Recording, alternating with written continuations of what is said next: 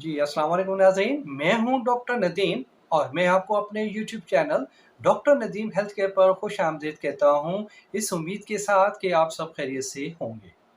क्या आप नाक की एलर्जी की वजह से अपसेट हैं?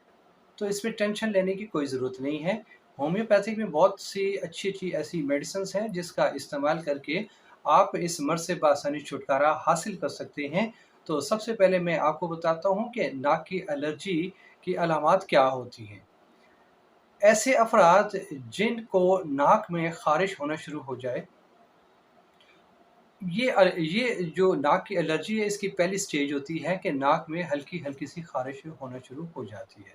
उसके बाद नाक के नथने दोनों नथनों में सूजन आ जाती है जिसकी वजह से नाक या तो बहना शुरू हो जाता है या नाक बंद हो जाता है। तो नाक की एक साइड या बंद हो जाती है या दोनों साइडें बंद हो जाती हैं। तो ये अ, अगर ऐसे अफ़राद जिनकी नाक बंद होना शुरू हो जाए, साँस में दुश्वारी होना शुरू हो जाए, आँखों में ख़ारिश, मीठी-मीठी ख़ारिश और दर्द महसूस हो, ख़ास तौर पर जो नाक की जो नथने हैं, वो अगर सूज जाएँ, उसमें दर्द होगा, उसमें दर्द होने के साथ-साथ उसमें जलन होगी और सूंघने की हिस्स काफ़ी हद तक ख़त्म हो जाएगी और नाक में बार-बार ख़ारिश होगी और नाक की हड्डी में गुदगुदी होना शुरू हो जाएगी, साँस में दुश्वारी होगी और और इसके साथ-साथ नोज़ की कंजेशन होना शुरू हो जाएगी, सफोकेशन होना शुरू हो जाएगी, साँस का मसला पड़ जाएगा, साँस अमूमन नाक से नहीं लिया जा सकता। साँस क्योंकि इंसानी जिस्म का एक फ़िल्टर है जो कि जो कि गर्दो-गुबार को अपने अंदर रोक लेता है और साफ़ हवा को अंदर जाने देता है। तो बहुत सारी ऐसी अलामात इसमें ज़ाहिर होती हैं, जो कि अभी मैंने आपको ये बताई हैं। ये नाक की एलर्जी के बारे में होती है और ख़ास तौर पे रात को सोते वक़्त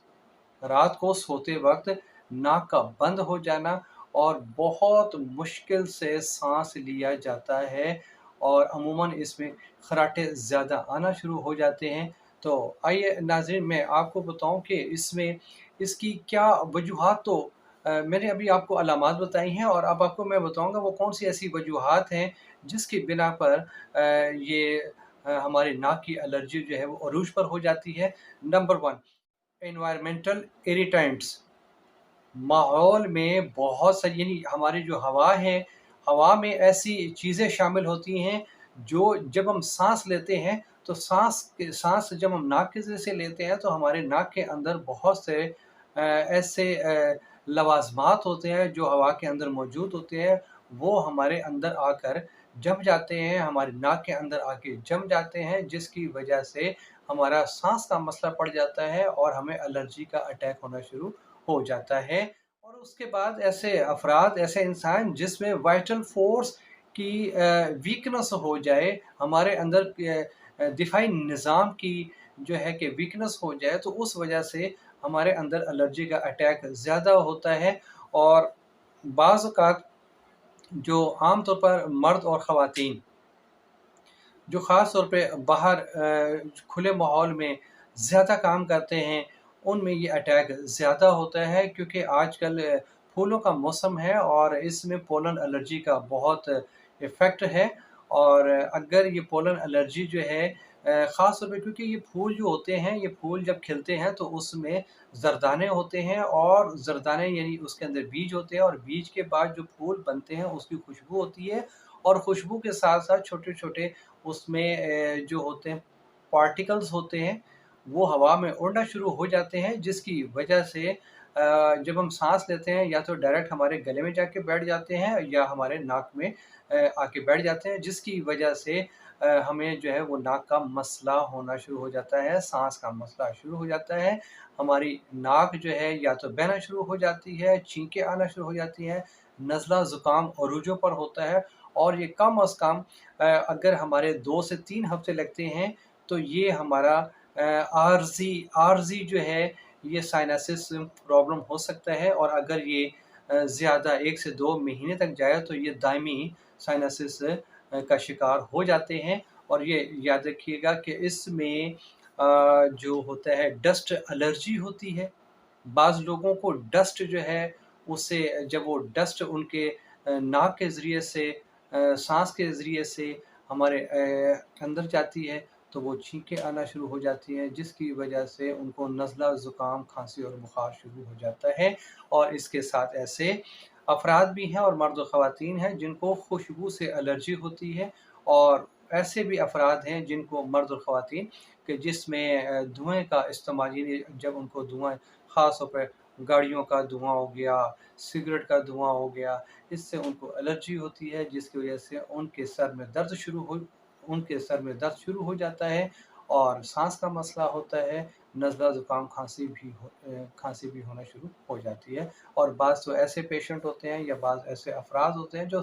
देखने में बड़े सेहतमंद लगते हैं, लेकिन ख़ास तौर पे मोर्टीन कॉइल का इस्तेमाल जब हम ये करते हैं तो उनको सफोकेशन होना शुरू हो जाती है, उनका दम घुटना शुरू हो जाता है और साथ ही उनके खांसी शुरू हो जाती है। तो ये सारी अलामात जो है ये नाक की एलर्जी की वजह से स्टार्ट होती हैं। तो आइए नाज़रीन, अब आपको बताएं कि होम्योपैथिक में कौन कौन सी ऐसी मेडिसिन्स हैं जिसका इस्तेमाल करके हम इस मर्ज़ से बआसानी छुटकारा हासिल कर सकते हैं। तो सबसे पहली जो मेडिसिन है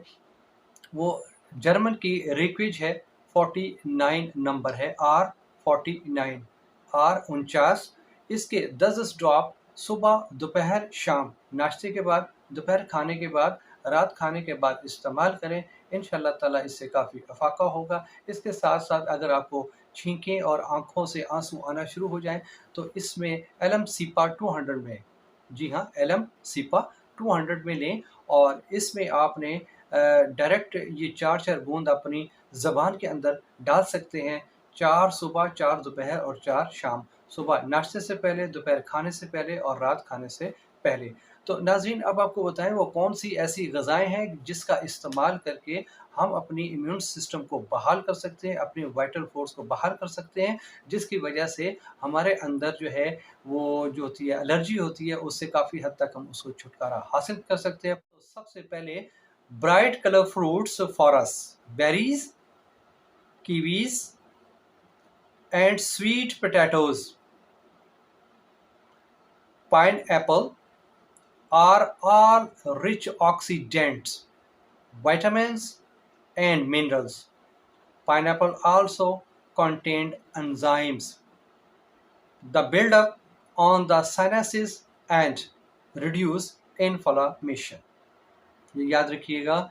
कि जो पाइनएप्पल है ये हमारे जिस्म के लिए बहुत अच्छा है, क्योंकि इसमें ऐसे एंजाइम शामिल होते हैं जो कि हमारे जिस्म के अंदर एलर्जी को ब्रेकअप करते हैं, उसके वायरस को, इसके बैक्टीरिया को ब्रेकअप करते हैं और हमारे इम्यून सिस्टम को बहाल करते हैं। तो मैं आपको ये बता दूं कि पाइनएप्पल का इस्तेमाल करके हम मुख्तलिफ एलर्जी से बआसानी छुटकारा हासिल कर सकते हैं। तो नाज़रीन, अगर आपको मेरी ये वीडियो अच्छी लगी तो आप मेरी इस वीडियो को लाइक करें, सब्सक्राइब करें और अपने दोस्तों को शेयर करें। इंशाअल्लाह एक नई वीडियो के साथ फिर हाज़िर होऊंगा। जब तक के लिए मुझे इजाज़त दें। अल्लाह हाफ़िज़।